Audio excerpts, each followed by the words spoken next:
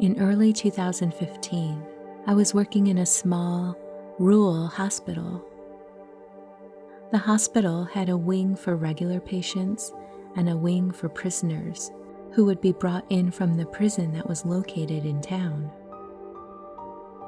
The hospital prison wing would only be opened and used if there were 5 or more prisoners admitted. I worked the night shift from 10 p.m. to 7 a.m. Because this was a small town hospital, you didn't see a lot of people walking around during the night, as you may see in larger, busier hospitals. There had been times when I had to run to the prisoner wing alone to get some supplies or medications, and the first few times I did, I was super creeped out. There's something about the air and the feeling in there that would freak me out. I got the feeling like I was being watched. I would hurry so I could get in and out as soon as possible. After the first few times of going in there alone, I always made someone come with me. One night, while walking to the lab alone, I passed the prisoner wing entrance, which was dark and empty. You could always feel a creepy feeling in and near there. No big deal, just walk fast and get past it quickly. So on my way back to my unit from the lab, again, I passed by the entrance to the prisoner wing. This time, as I passed it, I heard someone whistling a song in there. I slowed down and did a quick 2-second peek in through the door. It was dark and empty. No staff in there. Who would be in there? In the dark, whistling. I know who. No one. So I quickly ran back to my unit and told a couple of my coworkers who believed me but hadn't experienced anything for themselves in there. Fast forward a couple of months.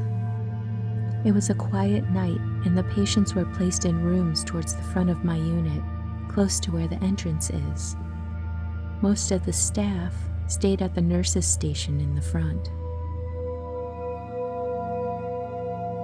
One of my CNAs, who was assigned to my patients, ended up sitting in the back of the nurses' station because she needed a computer to chart on.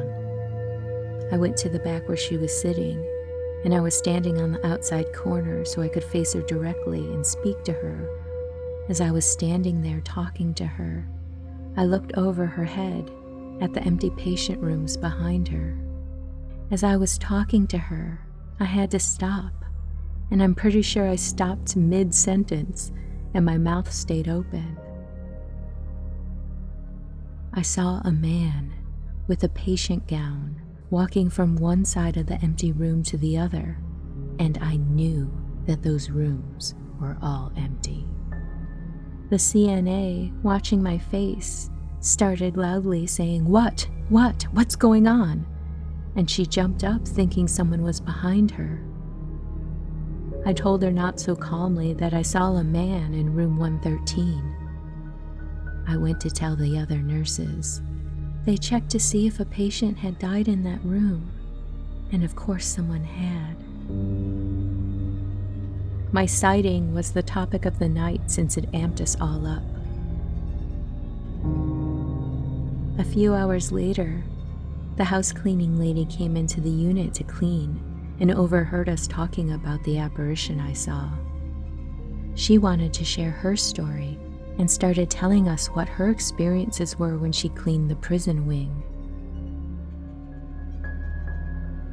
She told us that when she cleans in the prison area by herself, she will hear someone whistling. I had heard the whistling coming from there a few months ago. This completely validated my experience. When I first started, There was one particular room that was up front by the nurse's station that would catch my eye. There were times that I would be charting at one of the computers that faced that room, and out of the corner of my eye, I would see what looked like a man standing at the doorway. But when I would fully look, he would be gone. I mentioned it to one of the nurses who had worked there for a while, and she told me that a man had recently passed away in that room.